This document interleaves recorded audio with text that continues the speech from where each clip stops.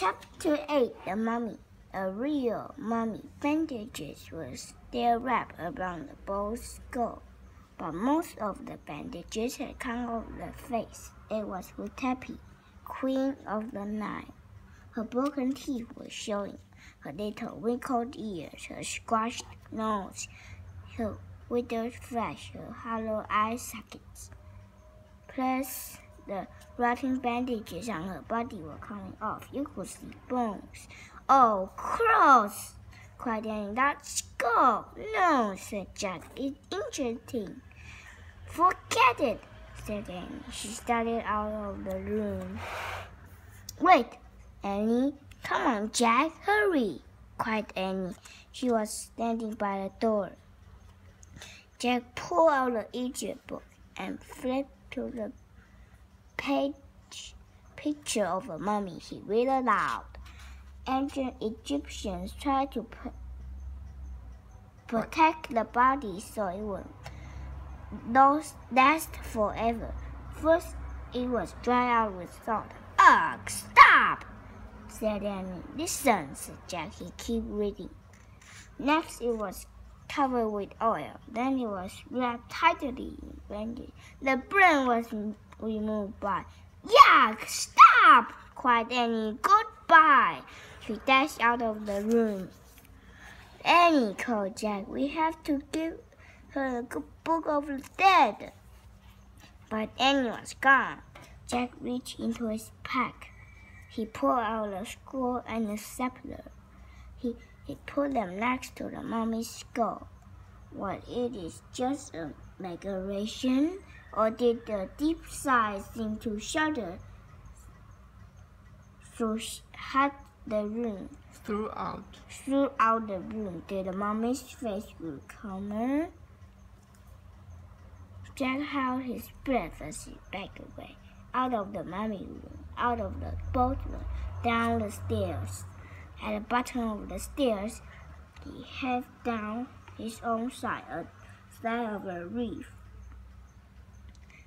He looked down the hallway. It was empty. "Hey, where are you?" he said. No answer. Where in the world was Annie? She was running through the hallway toward him. She crashed into him. 对不对？还有一页。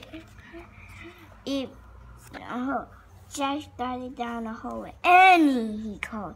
Had she run off the pyramid? Was she already outside?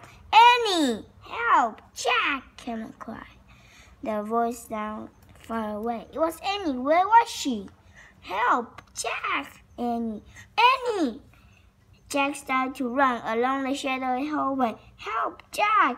Her cry seemed fainter. Jack stopped. He was running away from her voice. "Annie!" he called. He went back toward the burial chambers. "Jack! Jack!" There, her voice was louder. "Jack!" Even louder. Jack climbed the stairs. He went back into the ballroom. He looked around the room at the furniture, the musical instruments, the boat. Then he saw it, another door, right next to the door he had just come through. The other door was open. Jack dashed through it. He found himself at the top of some stairs. They were just like the stairs in the other hallway. He went down into the hallway. It was lit by torches on the wall. It was just like the other hallway. "Annie!" he called. "Jack! Annie! Jack!"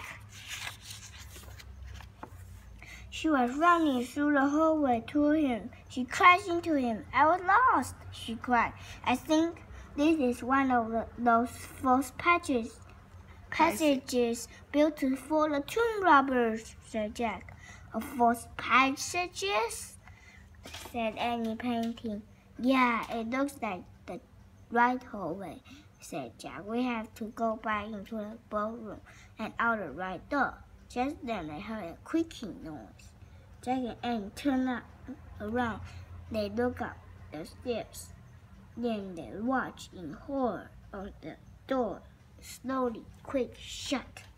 A deep rumbling sound in the distance.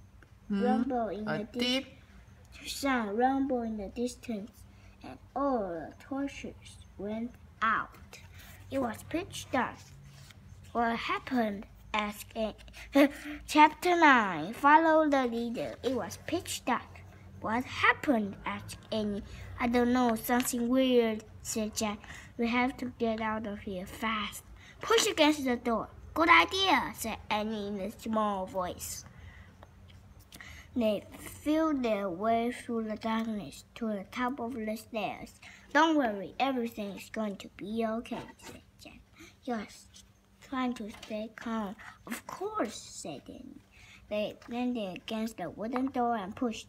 It wouldn't budge. They pushed harder. No use. Jack took a deep breath. It was getting harder to breathe and harder to stay calm. What can we do? Asked Annie. Just rest for a moment, said Jack, panting. His heart was pounding as he tried to see through the darkness. Maybe we should start down the hall, he said. Maybe we'll eventually come to an come to an exact. He wasn't sure about that, but they had no choice. Come on, he said. Feel the wall. Jack felt the stone wall as he climbed slowly down the stairs. Annie followed. Jack started down the dark hallway. It was impossible to see anything, but he kept going, taking one step at a time, moving his hands along the wall. He went around a corner. He went around another corner. He came to some stairs. He went down. There was a door. He pushed against it, and he pushed too. This door wouldn't budge either. Was this the same door they had started at? But it was no use. They were trapped. Annie took his hand in the dark and she squeezed it. They stood together at the top of the stairs, listened to the silence. Meow. Oh man, Jack whispered. He's back, said Annie. Meow. Follow him, cried Jack. He's going away from us.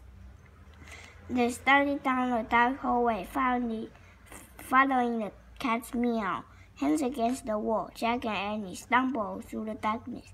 Meow. They followed the sound all the way through the winding hallway, down, around one corner, then another, and another. Finally, they saw a light at the end of the tunnel. They rushed forward out in the bright sunlight. Yay! Annie shouted. But Jack was thinking. Annie, he said, how did we get out of the false passages? The cat, said Annie. But how could a cat do it? Asked Jack. Magic, said Annie. Jack frowned. But look, said Annie. She pointed. The cat was bounding away. The cat was bounding away over the sand. Thank you, called Annie. Thanks, Jack shouted at the cat. His black tail waved. Then he disappeared in the shimmering waves of heat. Jack looked toward the plum trees. At the top of one sat the tree house, like a bird's nest. Time to go home, Jack said. He and Annie set off for the palm trees. It was a long, hard walk back. At last, Annie grabbed onto the rope ladder. Then Jack. Once they were in the tree house, Jack reached for the book about Pennsylvania. Just then they heard a rumbling sound.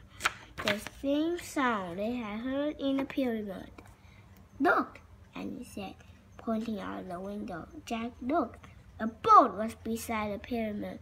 It was gliding over the sand, like a boat sailing over the sea. Then it faded away into the distance. Was it just a mirage? Or was the Ghost Queen finally on her way to the next life? Home, Jack, whispered Annie. Jack opened the Pennsylvania book. He pointed to a picture of Frog Creek. I wish we could go home, he said. The wind began to grow. The leaves began to shake. The wind blew harder. It was so louder. The treehouse started to spin. It spun faster and faster. Then everything was still absolutely silent.